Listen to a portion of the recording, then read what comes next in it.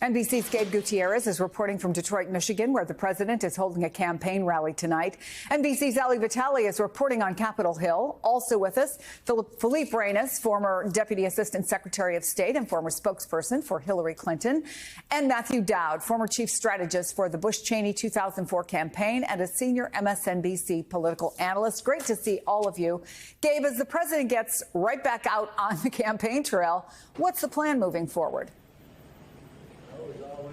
Hi there, Chris. Good afternoon. Look, the Biden campaign is echoing what we just heard from Jim Clyburn in that introduction. They want to focus on substance, and they keep pointing to the president's strong performance in terms of foreign policy, as you mentioned.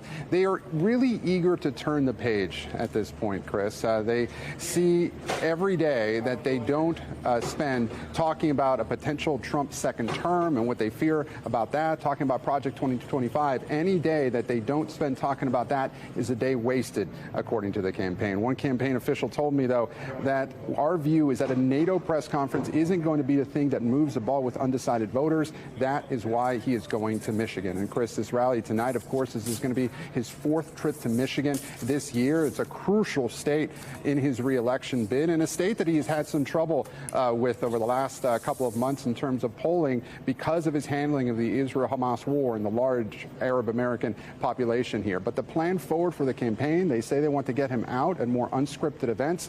In addition to the rally tonight, he is scheduled for an interview on Monday with our colleague Lester Holt, and scheduled for more interviews next week in an event at the LBJ Library where they want to focus on civil rights issues. But they do plan to get the president out there more often, and they want to stop talking about this debate, Chris. Yeah, no doubt about it.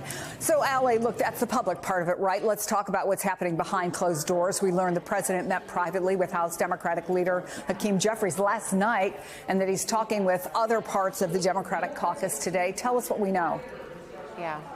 Yeah, those meetings are set to happen before he takes off to get to Michigan, where Gabe is patiently waiting for him. The president basically trying to affirm with members, as they are now out of town, that after that press conference, he's going to continue working to quell their concerns. Part of that, though, is that he's recently received concerns from Hakeem Jeffries. Jeffries had previously promised members, when everyone was still in town, that as he was on a listening tour throughout his caucus, that he would allay those concerns that he heard to the president himself.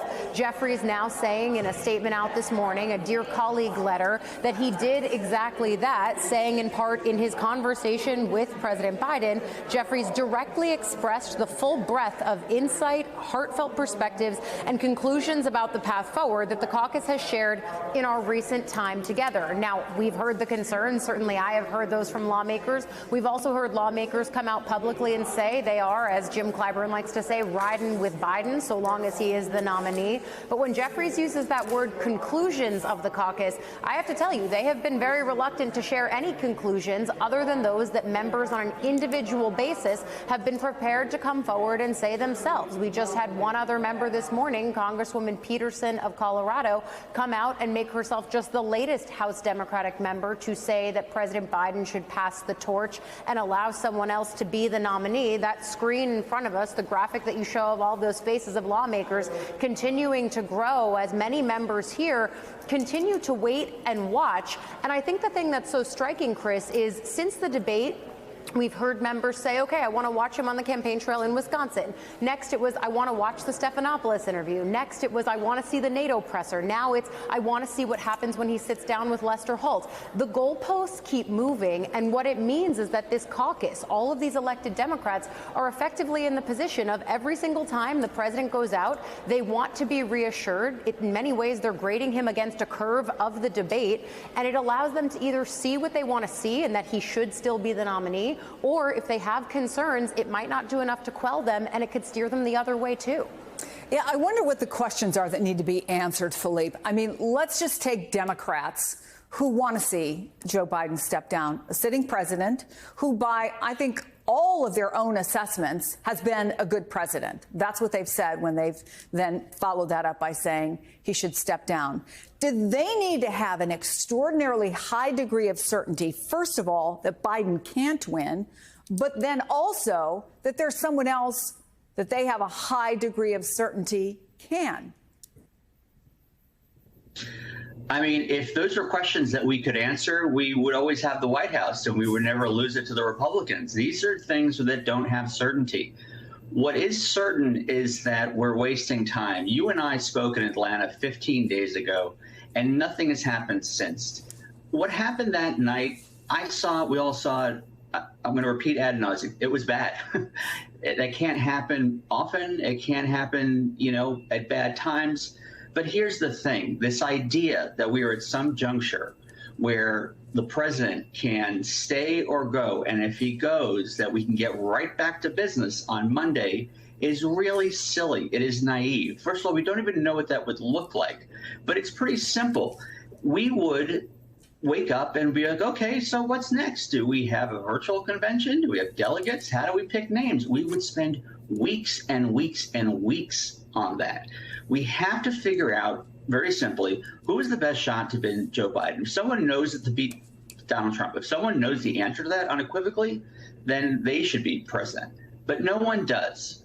The best shot we have is the person we know that beat him. Now, obviously, a lot of changes have to happen, but we can't keep doing this carnival dunking booth routine that every time, someone from Congress, who most of the time I don't recognize their name, says Joe Biden, who I love, has to step aside, that we'll hold our breath. Only one mind matters, and only one mind is going to change or not, and that's President Biden's, and it's not changing by any public account. There are only so many more people who can come forward, and he's clearly saying it. He just needs to say to us, look, you know what? I appreciate Nancy Pelosi. She gave me good advice, and I appreciate Hakeem, and I love Chuck. And I've thought about it, and I think I'm the best person to run, and I'm going to keep running. I know I need to be a better candidate. I need to run a better campaign, and that's what I'm going to do, and I need you all with me. Let's get back to doing that. We can't, Peter's right, we can't live every day on pins and needles waiting for something to happen, but we can't wait every day picking names out of a hat. Yeah, Matthew, to that point of how much time is there really, I want to play a little more of what Congressman Jim Clyburn said to the Today Show today. Let Joe Biden continue to make his own decisions about his future. He's earned that right, and I am going to give him that much respect. If he decides to change his mind later on, then we will respond to that. We have until the 19th of August to open our convention, and so I would hope that we will spend our time now focusing on the record that we will lay out for the American people. Is Clyburn trying to simultaneously tamp down speculation but also leave the door open? Do Democrats have until the 19th of August?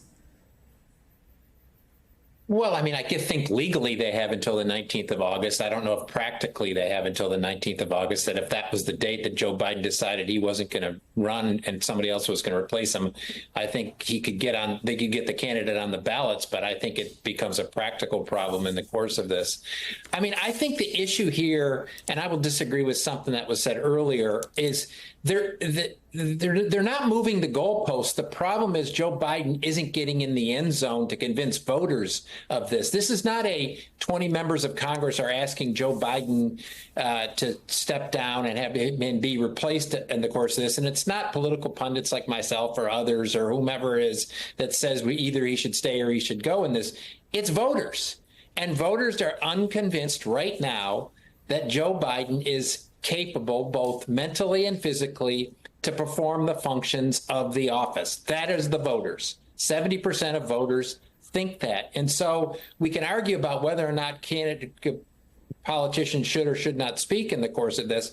Joe Biden and the campaign has not convinced those voters as of yet, no matter what he's done, whether it's the ABC interview, whether it's the press conference yesterday or whatever, he has not convinced the voters that he is mentally and physically capable to run the office. That's the problem. Hey there, MSNBC fans. I'm Luke Russert, and be sure to join me, Rachel Maddow, Jen Psaki, Lawrence O'Donnell, Steve Kornacki, Joy Reid, and many more September 7th in Brooklyn, MSNBC Live Democracy 2024. Click on the link for ticket information. We will see you there.